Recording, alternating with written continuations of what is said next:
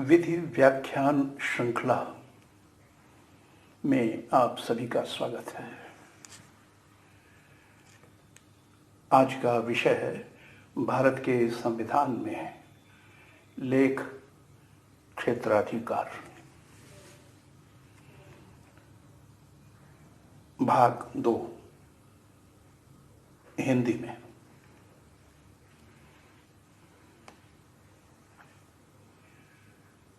पिछले व्याख्यान में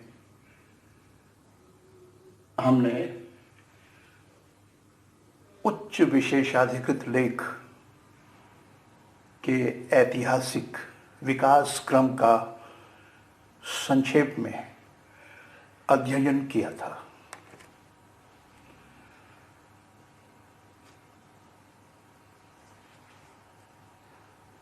आंग्ल विधि में, ब्रिटिश भारत में तथा स्वतंत्र भारत में वृत्त क्षेत्राधिकार के विकास का क्रम संक्षेप में पढ़ा गया था। आज हम इस शीर्षक का अध्ययन करेंगे। लेख असाधारण तथा वैवेकीय उपचार है। यह मूल मंत्र है, इसे पहले ध्यान में रख लीजिए। लेख असाधारण तथा वैवेकीय उपचार है।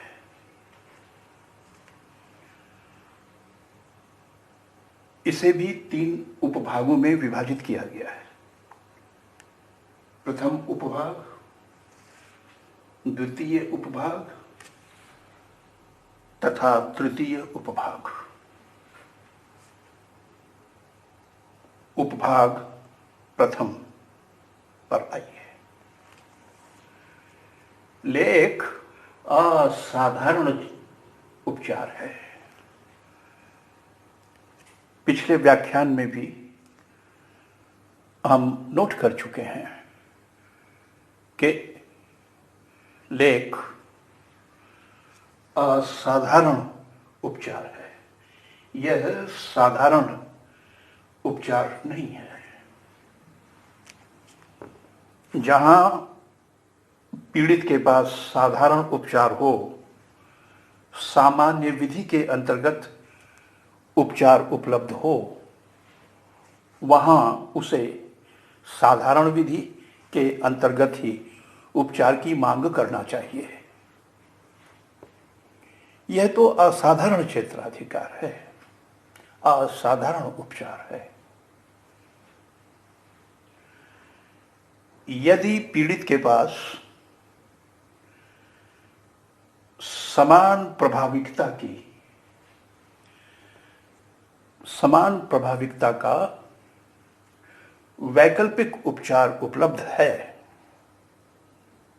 ध्यान दीजिए, समान प्रभाविकता का वैकल्पिक उपचार उपलब्ध है, तो उसे लेख क्षेत्राधिकार में न्यायालय की शरण नहीं लेना चाहिए। न्यायालय उसे उपचार देने से इस आधार पर ही मना कर देंगे कि आपको सामान्य विधि में, साधारण विधि में विधिक उपचार उपलब्ध है। अतः ऐसी स्थिति में आपको यहां लेख क्षेत्राधिकार में, जो कि असाधारण क्षेत्राधिकार है, न्यायालय की शरण नहीं लेना चाहिए। आपकी रिट याचिका इसी आधार पर निरस्त हो जाएगी।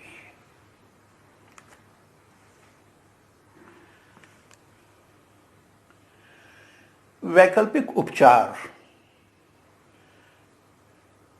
नीति का विषय है,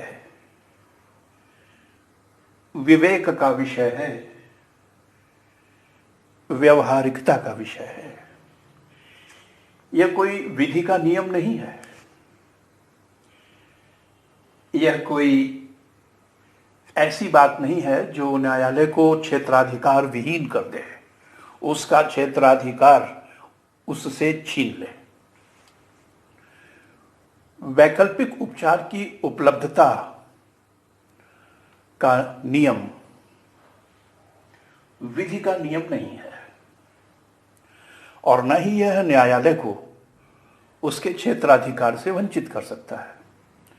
अतः अपवाद स्वरूप न्यायालय हस्तक्षेप कर सकेंगे, उपचार दे सकेंगे, बावजूद इसके कि याची के पास वैकल्पिक उपचार उपलब्ध है। ऐसे आपवादिक मामले कौन से हैं? ऐसे कौन से आपवादिक मामले हैं जिसमें वैकल्पिक उपचार की बात गौण हो जाएगी और न्यायालय वादी को उपचार प्रदान करेंगे? ऐसे 5 एक्सेप्शंस या 5 अपवाद हैं। आप देखें यहां,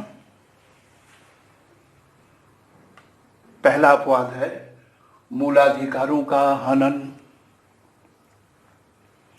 जहां याची के मूलाधिकारों का हनन हुआ हो, मूलाधिकारों का हनन बहुत बड़ी क्षति है, बहुत बड़ी विधिक क्षति है। ऐसे में न्यायालय वैकल्पिक उपचार की बात करके याची को उपचार विहीन नहीं रख सकते।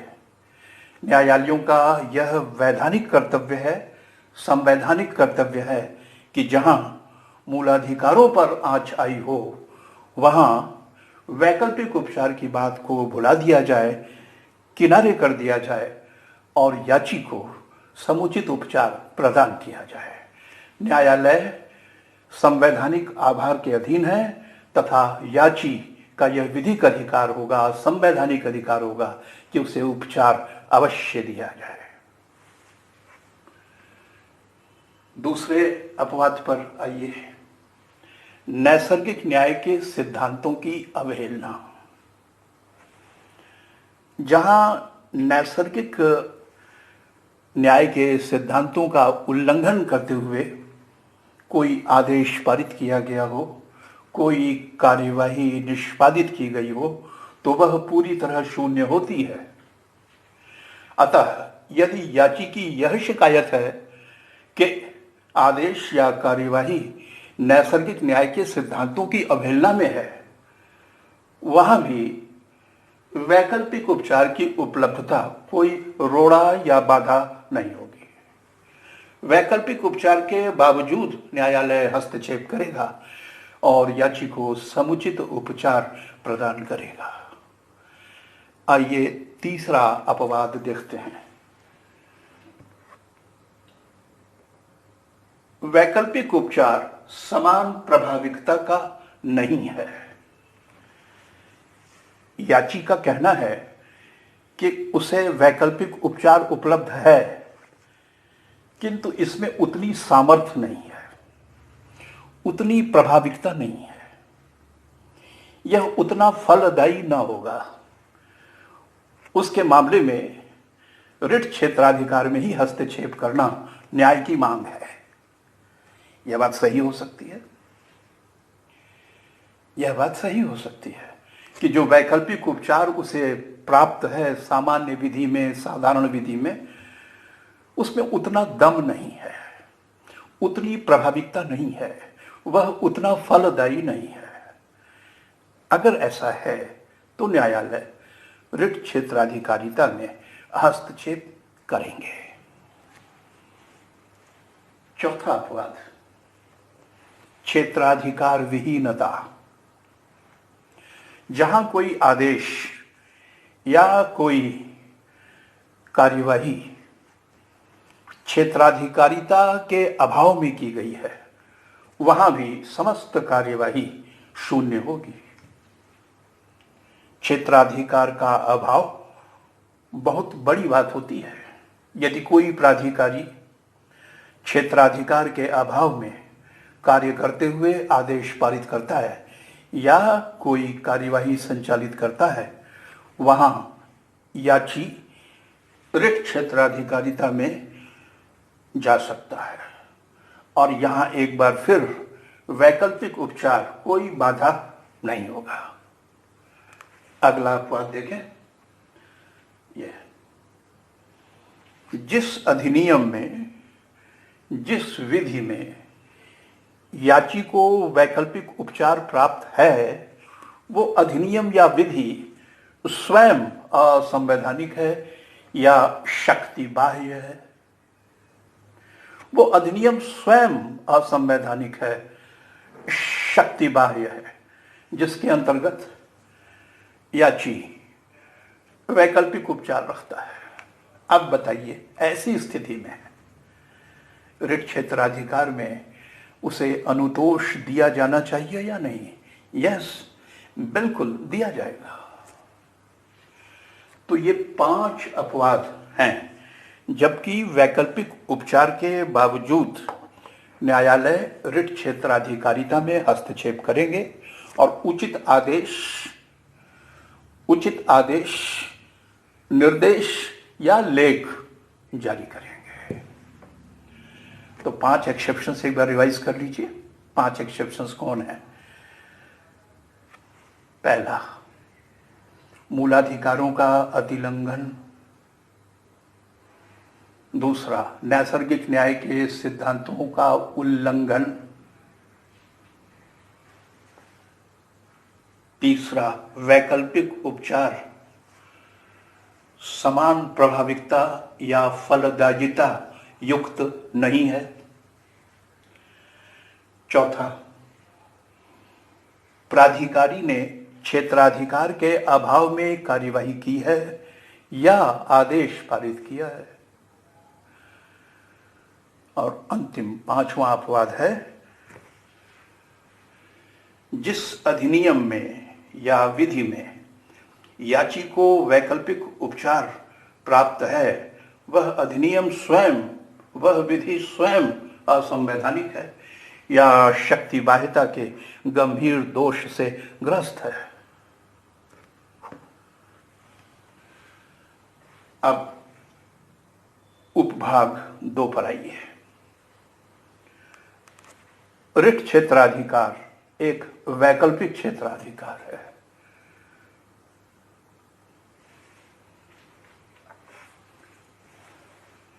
वैकल्पिक क्षेत्राधिकार है, आप यूं कहें वैवेकीय क्षेत्राधिकार है।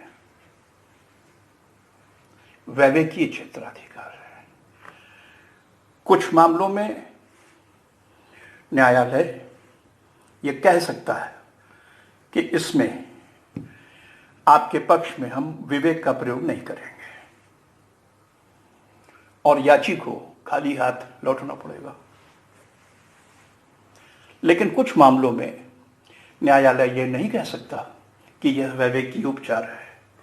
नहीं, देखिए, जहां मूलाधिकारों का उल्लंघन हुआ हो, जहां नैसर्गिक न्याय के सिद्धांतों की अवहेलना हुई हो या जहां कोई अधिनियम या विधि असंवैधानिक हो, वहां न्यायालय रिट क्षेत्राधिकारिता में हस्तक्षेप करने हेतु कर्तव्यबद्ध है।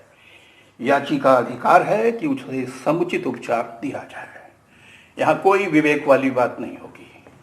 लेकिन शेष मामलों में, अन्य मामलों में न्यायालय अपने विवेक का प्रयोग करते हुए अनुतोष दे भी सकता है या अनुतोष देने से इनकार भी कर सकता है। तो किन आधारों पर वो अपने विवेक का प्रयोग करते हुए याची को उपचार नहीं देगा? वे कौन से आधार हैं जिन पर उपचार से इनकार किया जा सकेगा? आइए इन आधारों को भी देखते हैं। पहला आधार, समान प्रभाविकता की वैकल्पिक उपचार की उपलब्धता। जहां याची को समान प्रभाविकता का वैकल्पिक उपचार उपलब्ध है, वहां न्यायालय अपने वैवेकीय लेख क्षेत्राधिकार का प्रयोग नहीं करेगा। जब वैकल्पिक उपचार है और समान प्रभाविकता का है तो वहां जाइए आप। इस असाधारण तथा वैवेकीय क्षेत्राधिकार में कोई अनुतोष नहीं दिया जाएगा। इनकार। दूसरा आधार, प्रक्रियात्मक लोप, प्रक्रियात्मक चूक, याचिका में हस्ताक्षर नहीं किए गए हैं, याचिका का सत्यापन नहीं किया गया है, न्यायालय शुल्क का भुगतान नहीं किया गया है, या अपेक्षित न्यायालय शुल्क से कम शुल्क का भुगतान किया गया है। ऐसे ही और भी दोष हो सकते हैं। इन्हें प्रक्रियात्मक दोष कहा जाता है। यदि याचिका में प्रक्रियात्मक दोष है तो भी न्यायालय अपने वैवेकीय क्षेत्राधिकार का, वैवेकीय लेख क्षेत्राधिकार का प्रयोग करने से इनकार कर सकता है। तीसरा,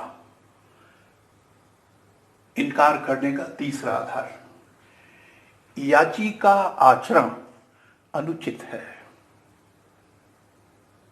जहां वैवेकीय शक्ति होती है वहां आचरण का बहुत महत्व होता है। यदि याची अनुचित आचरण का दोषी है तो न्यायालय वैवेकीय रिट क्षेत्राधिकार का प्रयोग करने से इनकार कर सकता है। अनुचित आचरण से क्या तात्पर्य है? कुछ पक्ष देखिए, अनुचित आचरण के कुछ उदाहरण देखिए।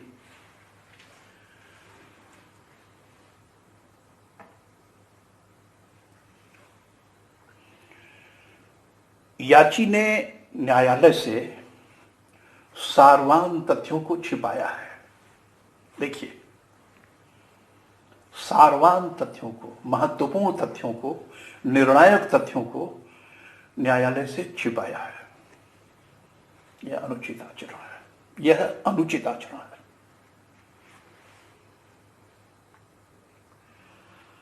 याची स्वच्छ हाथों से नहीं आया है। वह न्यायालय के समक्ष स्वच्छ हाथों से नहीं आया है। उसका तो कुछ अन्य उद्देश्य है, दुर्भावनापूर्ण उद्देश्य है, स्वच्छ हाथों से नहीं आया है। तो फिर ऐसे आदमी के पक्ष में, ऐसे याची के पक्ष में वैवेकीय उपचार देने से इनकार किया जा सकता है। तो पहला आधार क्या हुआ? जबकि न्यायालय वैवेकीय शक्ति का प्रयोग नहीं करेगा। पहला आधार क्या हुआ? पहला आधार यह हुआ कि याची सारवान तथ्यों को छिपाने का दोषी है। दूसरा, याची स्वच्छ हाथों से नहीं आया है। वो तो कुछ दूसरी भावना से, न्याय प्राप्त करने के अलावा भिन्न किसी उद्देश्य से आया है। अनुचित आचरण में यह भी हो सकता है कि याची अत्यधिक विलंब से आया है, बहुत विलंब से आया है। आप सोचिए, यदि किसी व्यक्ति को विधिक क्षति हुई है तो उसे तुरंत भाग करके न्यायालय की शरण लेना चाहिए तथा उपचार की मांग करना चाहिए। याची सो रहा है, याची सुषुप्त है और बहुत विलंब से या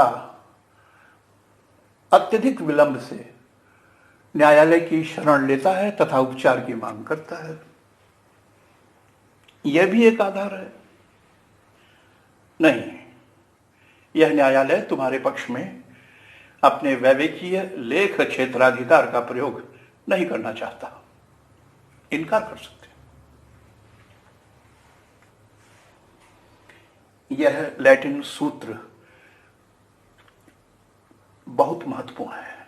सुनिए और इसे नोट कीजिए, याद कीजिए। विजिलेंटीबस एट नॉन डॉर्मिएंटीबस जूरा सबवेनियंट। इसका हिंदी अर्थ क्या है? विधि उनकी सहायता करती है जो अपने अधिकारों के प्रति सजग है, उनकी नहीं जो अपने अधिकारों के प्रति सुषुप्त हैं, सोए हुए हैं। सजग और चौकन्ना व्यक्ति उपचार पा जाएगा, किंतु सुस्त और सुसुप्त व्यक्ति जो अत्यधिक विलंब का दोषी है वह अनुपचारित रह जाएगा। न्यायालय उसके पक्ष में अपना वैवेकीय लेख क्षेत्राधिकार प्रयोग करने से इनकार कर सकता है। प्रश्न यह उठता है कि याची को कितने समय के भीतर न्यायालय की शरण ले लेना चाहिए? क्या कोई परिसीमा अवधि है?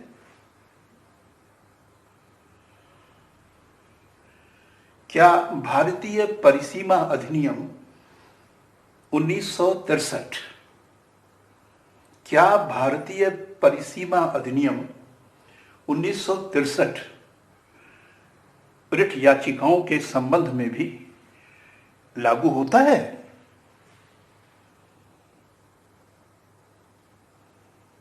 भारतीय मियाद अधिनियम 1963 रिट याचिकाओं पर भी लागू होता है? यह प्रश्न सर्वोच्च न्यायालय के समक्ष इस प्रकरण में उठा। त्रिलोकचंद मोतीचंद प्रति H.B. Munshi 1970 supreme court. इस निर्णय में न्यायालय ने यह व्यवस्था दिया कि भारतीय परिसीमा अधिनियम 1963 सिद्धांततः रिट याचिकाओं में लागू नहीं होता, किंतु इस अधिनियम के जो आधारिक सिद्धांत हैं उनका प्रयोग न्याय प्रशासन में किया जा सकता है। तो दो बातें ध्यान रखिए।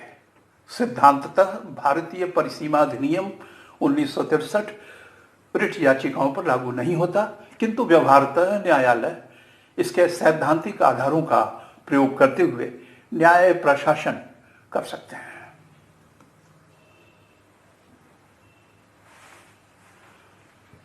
उपशीर्ष तृतीय। उपशीर्ष तृतीय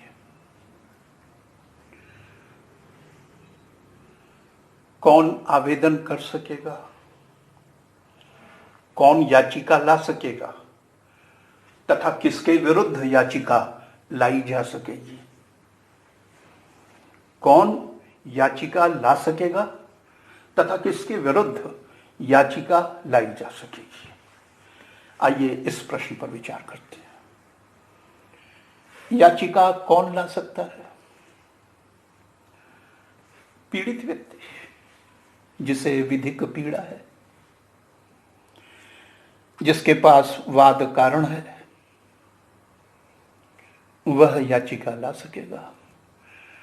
वाद दायर करने का अधिकार उसे ही तो होगा।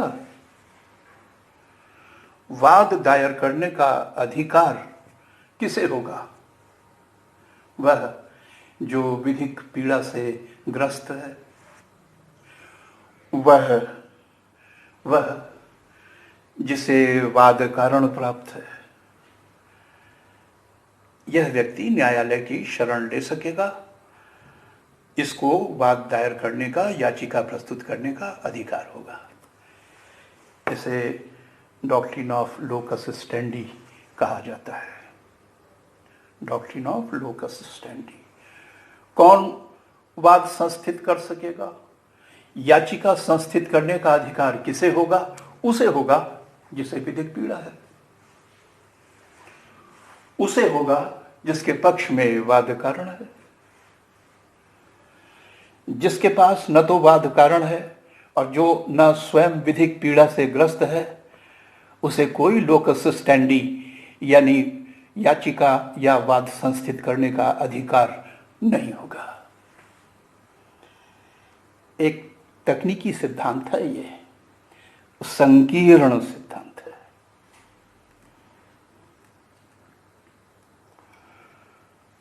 इस सिद्धांत को थोड़ा सा समायोजित करना होगा, इसकी कठोरता को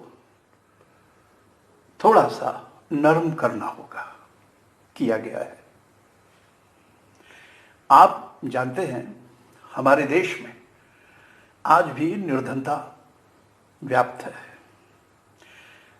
अशिक्षा व्याप्त है, साधनहीनता व्याप्त है, अधिकारों के प्रति जागरूकता की कमी है। ऐसे बहुत से नागरिक हो सकते हैं, व्यक्ति हो सकते हैं जिनके विधिक अधिकार का हनन हुआ है, जिन्हें उपचार का अधिकार है, जो न्यायालय जा सकते हैं, लेकिन वो नहीं जाएंगे। क्यों नहीं जाएंगे? अशिक्षा, निर्धनता, अधिकारों का ज्ञान न होना, संतोषी प्रवृत्ति, भाग्यवादी, ये सब कारण हो सकते हैं। तो क्यों ना ऐसे लोगों की ओर से मैं याचिका दायर कर दूं या आप याचिका दायर कर दें। मैं स्वयं पीड़ित नहीं हूं, आप स्वयं पीड़ित नहीं हैं, लेकिन इन पीड़ितों का उद्धार हो जाए, इन्हें भी न्याय नसीब हो जाए।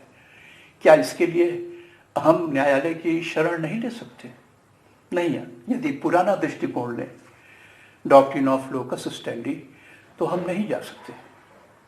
कोर्ट पूछेगा ना, आप कौन हैं, क्या पीड़ा है, किस अधिकार का हनन हुआ है?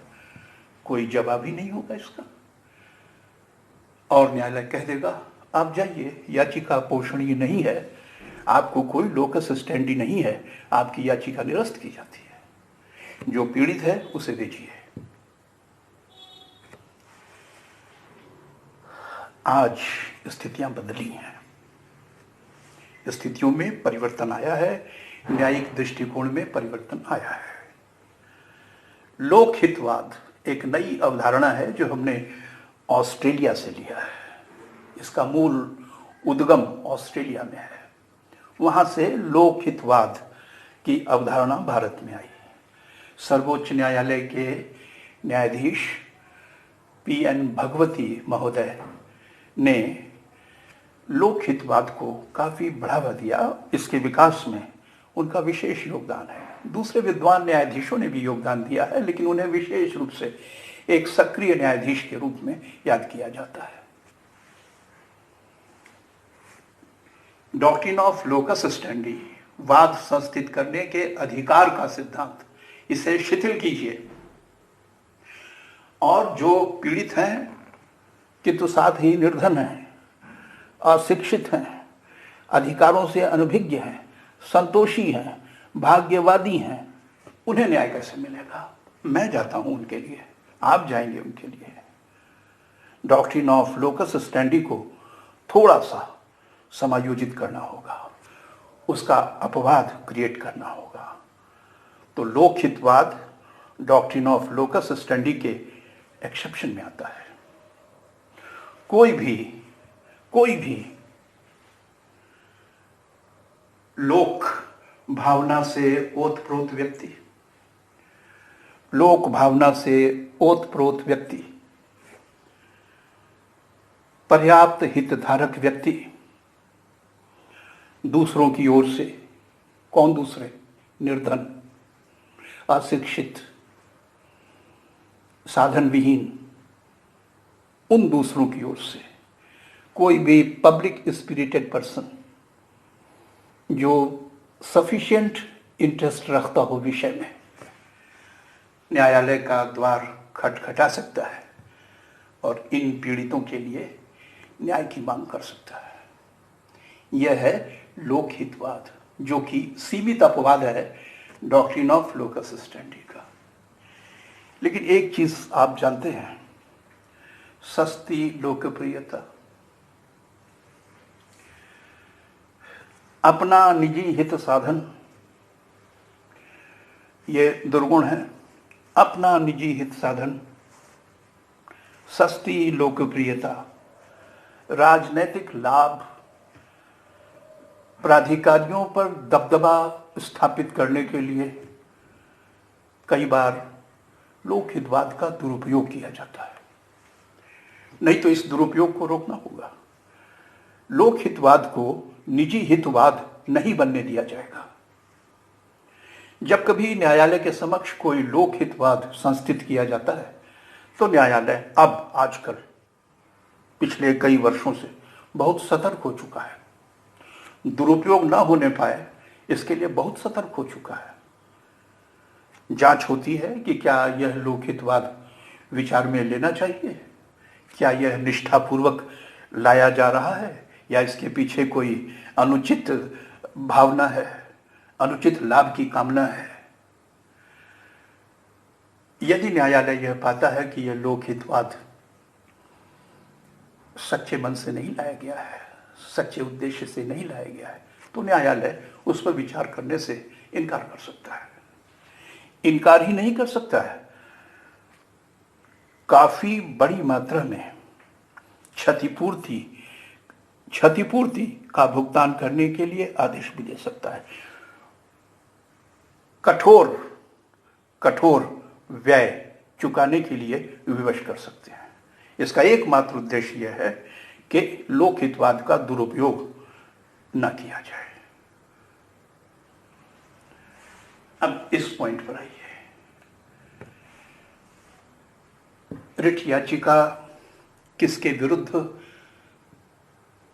प्रस्तुत की जा सकेगी?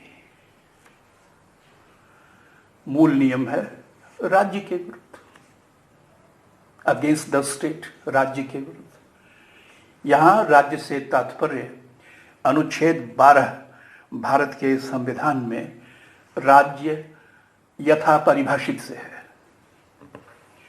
अनुच्छेद 12 भारत के संविधान के अर्थों में राज्य के विरुद्ध याचिका प्रस्तुत की जा सकेगी। मेरे विरुद्ध, आपके विरुद्ध नहीं, निजी व्यक्ति के विरुद्ध रिट याचिका पोषणीय नहीं होगी। हां, एक रिट अपवाद है, बंदी प्रत्यक्षीकरण लेख।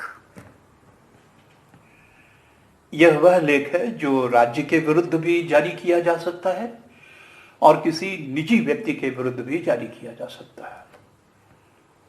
यदि कोई मुझे अवैध रूप से निरुद्ध कर लेता है तो मैं इस अवैध निरुद्धि के विरुद्ध बंदी प्रत्यक्षीकरण लेख जारी किए जाने की मांग कर सकता हूं, भले ही वह निरोध करने वाला व्यक्ति एक प्राइवेट इंडिविजुअल हो। तो इस रिट को एक्सेप्शन के रूप में, अपवाद के रूप में ध्यान रखिएगा। कोई भी लेख राज्य कार्यवाही के विरुद्ध जारी किया जाता है, लेकिन बंदी प्रत्यक्षीकरण लेख अपवाद है। यह निजी व्यक्ति के विरुद्ध भी जारी किया जा सकता है। आज के लिए बस इतना ही। धन्यवाद।